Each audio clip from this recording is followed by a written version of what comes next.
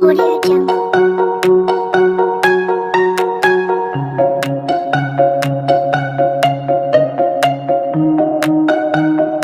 Audio Jungle. Audio Jungle.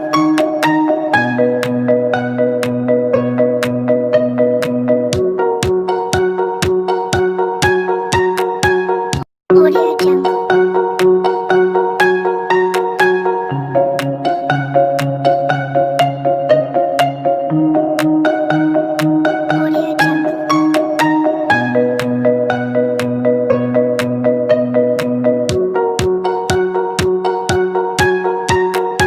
Audio Jungle.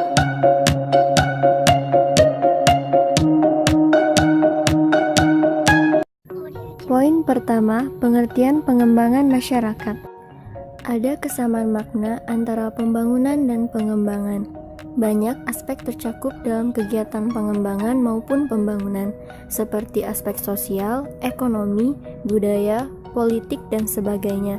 Berbagai aspek yang tercakup tersebut merupakan aspek kehidupan manusia, baik sebagai individu atau kelompok yang dikembangkan menuju ke arah yang lebih baik. Dalam mengukur keberhasilan kegiatan pembangunan, indikator ekonomi lebih menonjol.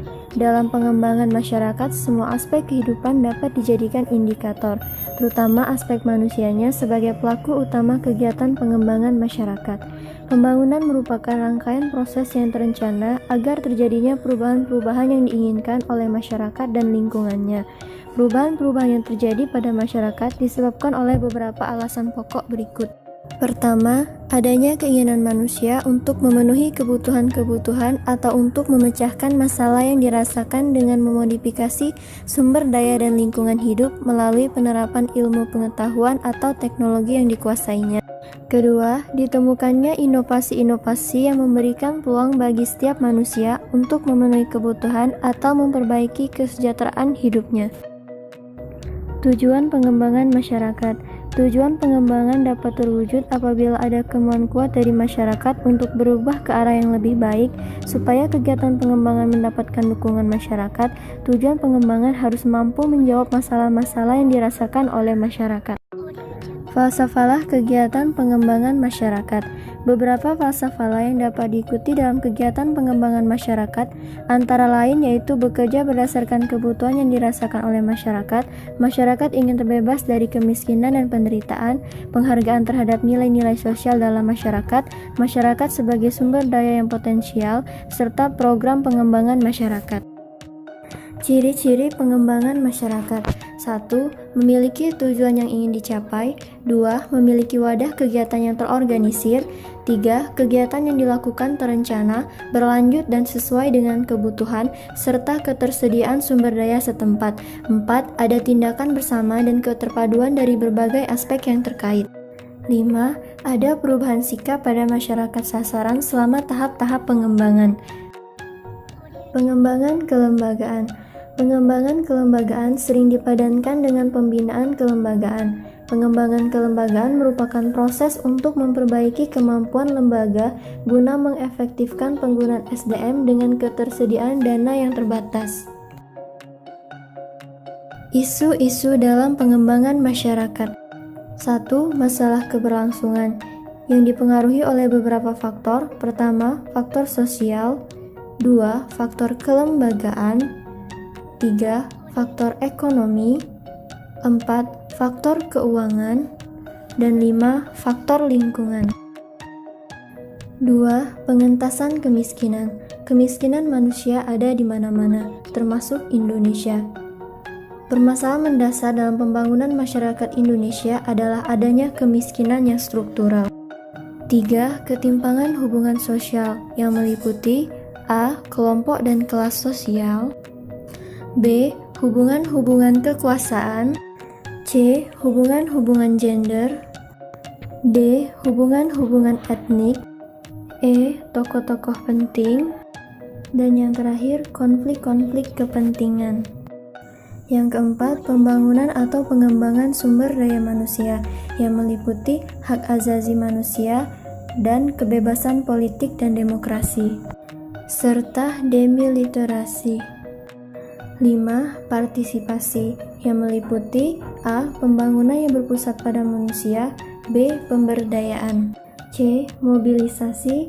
D. Perencanaan dan evaluasi partisipatoris. E. Tradisi dan praktik budaya. Dan F. Sumbangan uang dan barang. 6. Pengembangan kelembagaan yang meliputi A. Tingkat lokal, regional, dan nasional. B. Manajemen, pemilihan teknologi, operasi, dan perawatan. C. Kapasitas dan kemampuan. D. Efektivitas dan efisiensi. E. Kelompok atau organisasi formal dan informal.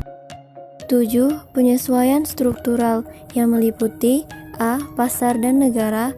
B. Swastanisasi, liberalisasi. C. Perdagangan bukan bantuan. D. Sektor kegiatan formal dan non-formal. E. Intervensi yang ditentukan oleh permintaan. 8. Perlindungan lingkungan yang meliputi A. Tingkat bahaya dan degradasi. B. Dampak lingkungan. C. Manajemen SDA. Dan D. Struktur ruang dan kawasan pemukiman di daerah pedesaan dan perkotaan. Nah, dari penjelasan tadi, kita telah membahas banyak hal tentang pengembangan masyarakat, mulai dari pengertian, tujuan, ciri-ciri, dan isu-isu yang ada dalam pengembangan masyarakat. Selanjutnya, kita juga akan membahas tentang prinsip-prinsip pengembangan masyarakat. Dalam upaya mengembangkan masyarakat, menurut IV 1995, sebaiknya menganut 22 prinsip. Prinsip-prinsip tersebut diantaranya adalah sebagai berikut. 1. Pengembangan terpadu, pengembangan sosial ekonomi, budaya, lingkungan, dan spiritual merupakan aspek penting dalam kehidupan masyarakat. Salah satu dari kelima aspek tersebut harus menjadi pendorong bagi kelima aspek lainnya. 2. Melawan kerugian struktural, bekerja sama dalam mengatasi kerugian yang ditimbulkan oleh faktor kelas, gender, ras atau etnik, umur, ketidakmampuan, dan jenis kelamin. Ketiga, hak asasi manusia. 4. Keberlanjutan. Keberlanjutan merupakan salah satu komponen penting dalam pendekatan ekologis. 5. Pemberdayaan, yaitu menyediakan peluang, pengetahuan, dan keahlian bagi masyarakat supaya mampu partisipasi dalam kehidupan. 6. Personal dan politik. Person dan politik, individu dan struktur, masalah pribadi dan isu publik merupakan unsur pokok dalam pengembangan masyarakat. 7. Kepemilikan masyarakat, ini mencangkup kepemilikan barang dan kepemilikan atas struktur dan proses. 8. Mencari jalan keluar sendiri. Masyarakat harus mencari pemanfaatan sumber daya yang dimilikinya. Jangan lebih tergantung pada dukungan dari luar yang berupa bantuan finansial, teknis, maupun sumber daya lainnya. 9. Kemandirian. Akan lebih baik jika masyarakat mampu melakukan pembangunan secara mandiri. 10. Tujuan jangka menengah dan visi yang jelas. 11. Pengembangan organik, yaitu salah satu penghargaan dan nilai dalam masyarakat dapat dipacu untuk berkembang dengan cara yang unik melalui pemahaman terhadap hubungan yang kompleks antara masyarakat dan lingkungannya. 12. Pengembangan bertahap. 13. Keahlian eksternal.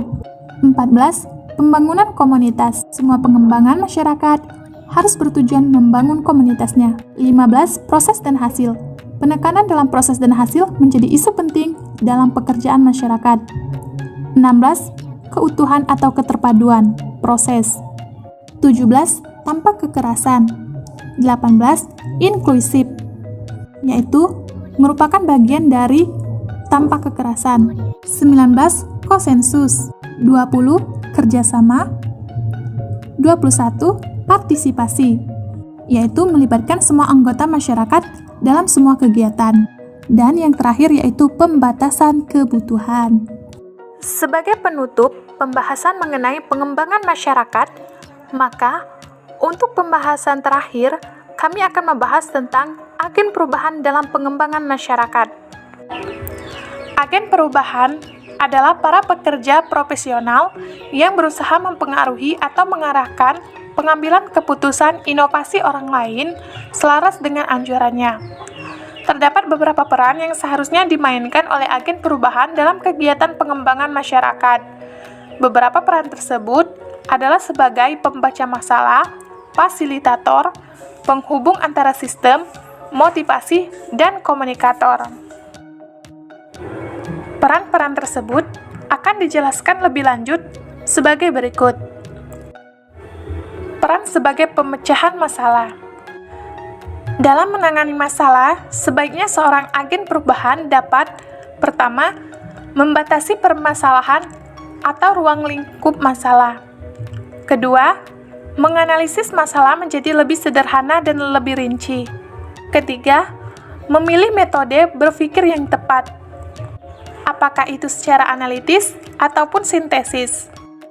Langkah-langkah pembicara masalah yang muncul dalam masyarakat antara lain. 1. Identifikasi masalah. 2. Mendeteksi penyebab masalah. 3. Menyusun rencana penanggulangan. Dan yang keempat, melaksanakan kegiatan sesuai rencana. 2. Peran sebagai fasilitator. Fasilitator adalah orang yang berperan memfasilitasi atau menyediakan fasilitas, membantu dan memudahkan anggota kelompok atau masyarakat dalam menghadapi segala permasalahan. Sebagai fasilitator, seorang agen pembarui harus memahami kondisi dan situasi masyarakat setempat sehingga apabila mereka menghadapi atau berhadapan dengan pihak lain, mereka tidak merasa minder. 3. Peran sebagai motivator. Motivasi merupakan dorongan yang menyebabkan seseorang melakukan sesuatu. Nah, peran agen perubahan dalam proses perubahan adalah mampu membangkitkan kebutuhan untuk berubah. Agen perubahan harus mampu menjelaskan bahwa perubahan di luar sistem telah terjadi begitu pesat, dan perubahan tersebut harus terjadi jika ingin menjadi lebih maju. Dan yang terakhir yaitu peran sebagai komunikator. Komunikator adalah orang yang berprakarsa atas terjadinya proses komunikasi. Komunikator akan menyampaikan pesan kepada komunikan.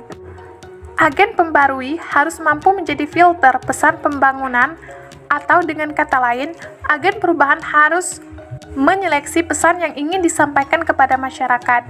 Karena pesan pembangunan harus memenuhi kriteria layak sebagai pesan pembangunan. Baiklah teman-teman, itulah tadi pembahasan kami mengenai pengembangan masyarakat. Terima kasih. Wassalamualaikum warahmatullahi wabarakatuh. Audio Jungle.